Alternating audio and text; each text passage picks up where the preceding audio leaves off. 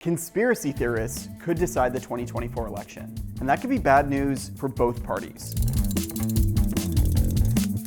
As we get closer to Election Day, both parties are increasingly agreeing on one thing. Third-party candidates are maybe the biggest question mark hanging over the entire race, and they could tip the whole thing. Democrats, who are still scarred from the 2000 and 2016 elections, are much more worried publicly. They're already hiring staffers to go to war against them. Republicans have actually quietly tried to boost alternate candidates, but some are now worrying that they could actually end up hurting Trump. However it could impact the race, both parties are increasingly trying to understand why so many are drawn to candidates outside the two-party system.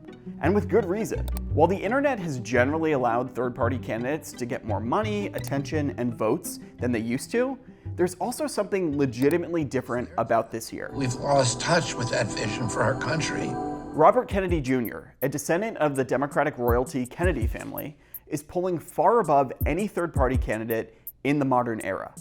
Polls show supporters of Kennedy, who's running a populist campaign attacking the political, media, medical, and corporate establishments, seem to be a mix of both former Biden and Trump voters. And that's worth examining. Why are so many people who supported such wildly different candidates 4 years ago, who vote for such wildly different candidates in other elections, agreeing on this person now? The answer is much bigger than Kennedy, and it tells us something really important about why people are drawn to a populist message like his.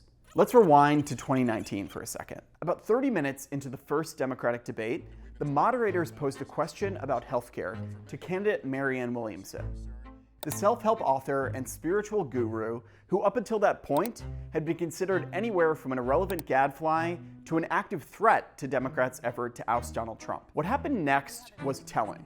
Williamson first garnered tepid applause for some normal-ish Democratic answers about drug pricing. Then she closed the answer with this. What we need to talk about is why so many Americans have unnecessary chronic illnesses, so many more compared to other countries. And that gets back into not just the big pharma, not just health insurance companies. It has to do with chemical policies. It has to do with environmental policies. It has to do with food policies. It has to do with drug policies. Thank you, Senator. It's worth being really clear about what Williamson was saying there.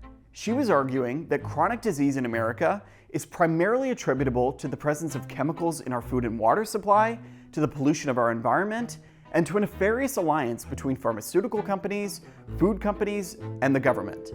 Another term for what she was saying is conspiracy theory. But put aside your preconceived notions about steel beams and tinfoil hats. She was simply putting forward an explanation for a problem or an event, a theory, premised on secret coordination between different actors. That is the textbook definition of a conspiracy theory. And what happened? She was applauded by Democrats, and not just any old Democrats, the kinds of Democrats who showed up to be in the audience of a primary debate 17 months before Election Day. The kinds of people who have the most faith in our political system and its ability to change things for the better. Not exactly the tinfoil hat crew. It was a small moment, but it was pretty telling.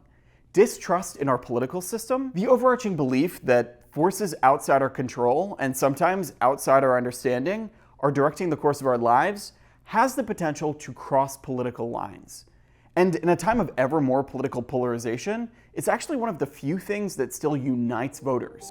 A good example is the JFK assassination. Multiple official government investigations have long held that Lee Harvey Oswald acted alone in killing Kennedy. Despite that, supermajorities of Americans across party lines continue to believe that others were involved. But while majorities of both parties believe that conspiracy theory, there is a big difference in degree.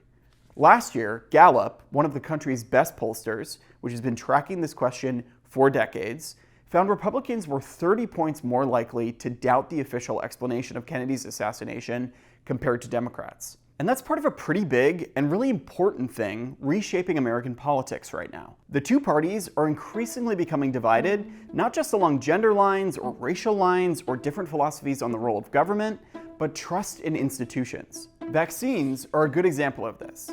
Back in 2009, Pew Research Center, also one of the country's best pollsters, found just a 1-point gap between Democrats and Republicans' support for mandatory vaccines for grade schoolers. By 2014, that gap had widened to 23 points. By 2023, the gap was 56 points. And we saw this in practice when it came to the COVID vaccine in a really striking way. Multiple independent studies found that the #1 predictor of whether someone got vaccinated, more than race, income, education, or geography, was their party identification. Now, it's important to say, whatever problems there may be with public health authorities, the objective fact is that every credible source tells us that vaccines are safe and good for society. But the bottom line is clear. Those who distrust authorities, those who distrust the establishment, increasingly have a home in the Republican Party and not the Democratic Party. Look at the data on Americans' views on major media institutions. Republican voters are far, far less likely to express confidence in every major journalistic outlet, except for Fox News. And here's the crucial thing. Republican voters' distrust is generally closer to Americans' broader feelings about those media institutions than Democratic voters, a majority of whom express trust in them. Part of this is an understandable function of past conspiracy theories being proven right. It was once a conspiracy theory to claim that the federal government was secretly infiltrating and harassing civil rights organizers. Now it's an established fact that multiple presidents have apologized for. It was once a conspiracy theory to say that the US government knew there was no connection whatsoever between Saddam Hussein and 9/11 and intentionally implied otherwise. Now it's so indisputable that the Democratic and Republican presidential candidates this year, who both initially backed the Iraq War, now rail against it. Think back to the first days of COVID when we were all holed up in our homes. It would have been considered a deranged conspiracy theory to say that the federal government was intentionally misleading Americans about the efficacy of masks so that they could keep more of them for doctors. Now, we know that that is in fact what happened, and the internet has certainly amplified that. The old barriers to information have fallen away. That's allowed more voices into the room to challenge and push the mainstream consensus, and given people much more awareness of when major institutions, in the government and in the media, have gotten it wrong in the past. And while there are elements of the Democratic Party that still channel that feeling of disillusionment with authority, think Bernie Sanders, who often stands alone in Democratic circles in railing against corporate media or arguing that the current economy is not in fact working well, the data pretty clearly tells us that it is increasingly mapping onto Republican identity. That didn't used to be the case, and it's part of a broader realignment in how Americans are relating to each other. Sociologists use the term social tie to refer to having a close friend or family member in our life. On paper, that's not something that should have any partisanship attached. But many studies, like this one from the American Enterprise Institute, have found it increasingly very much does. Look at this graph from right before the 2020 election. This survey found that white voters with at least one social tie were closely divided between Trump and Biden, almost tied.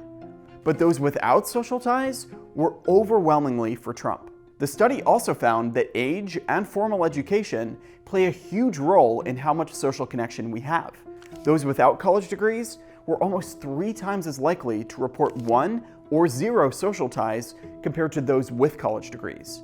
Young people, coincidentally a group that polls show is a huge weakness for Biden right now, are also the age group with the fewest social connections. And that's really hard to separate from economics. In a previous episode, go check it out, we talked about how much Democrats have become the party of proximity to growth and cities. In 2016, counties won by Hillary Clinton, just 15% of counties nationwide, represented 64% of the country's GDP. And in 2020, the counties won by Biden represented 70% of the country's GDP. And together, that data tells us a really important story. The more alone you are, the farther you are from wealth and growth, the more you doubt official authorities and institutions, the more likely you are to vote for Republicans. And while it's hard to do chicken and egg here, part of the explanation for that sorting is pretty simple. When you're doing well economically, when pop culture and academia represent your values, which is increasingly true of both the regions that vote for Democrats and the people who vote for Democrats, you don't really have much incentive to doubt the people in charge. Not exactly fertile ground for conspiracy theories. And for Democrats, that's meant, rightly or wrongly, evolving into a party that has associated itself with upholding institutions and authorities. Take 2 big debates from Trump's presidency. Democrats were on the side of defending the existing institutions, defending the CIA and FBI, and defending the CDC and medical authorities. Now again, much of that was just factually correct. It's just a basic fact that there was no massive conspiracy among the FBI to frame Donald Trump for crimes. It's just a basic fact that, at least so far, we have no evidence that the COVID vaccine was a biochemical weapon. But it's also a fact that Democrats have at times gone beyond merely rebutting those attacks to articulating a broader defense of the status quo, even when polls showed huge majorities were fed up with it. And America never stopped being great. And even when they haven't gone that far, an inarguable effect of these battles becoming the fault line of American political debates is that the Republican Party has increasingly become the party that's associated with an assault on entrenched old institutions and authorities. Many of the things that right now explicitly or implicitly attack existing institutions that have nothing to directly do with politics are increasingly right-wing coded, from bro-y podcasters to Bitcoin. And you don't need to think that Joe Rogan is more reliable than the NBC Nightly News or that Bitcoin is a better investment than your 401k. But polls clearly show that there are tens of millions of people who are dissatisfied enough with the status quo that they do not just automatically defer to our existing media, financial, and governmental institutions over those seeking to overthrow them. And that's really important. Rightly or wrongly, and there's plenty of both, we're in a moment in which Americans are deeply skeptical of our institutions, from political leaders to the media to the two-party system altogether. And unsurprisingly, studies and surveys show pretty clearly that voters are also far more prone to conspiracy theories right now. So with all that as the backdrop, with all the instances of supposedly smart people being proven wrong over the past 30 years, with all the instances of overwhelming bipartisan consensus now being regarded as mistakes, is it any wonder that many voters, especially young people, especially working class people, might be tempted to support someone whose candidacy essentially represents a giant middle finger to every establishment? Of course, Robert Kennedy's vote share could drop as we get closer to Election Day. We've already seen it come down a lot from late 2023. But even if it does, this election is shaping up to be a game of inches. Even 1% or 2% of the vote could change the course of history. And that's also where things get really interesting.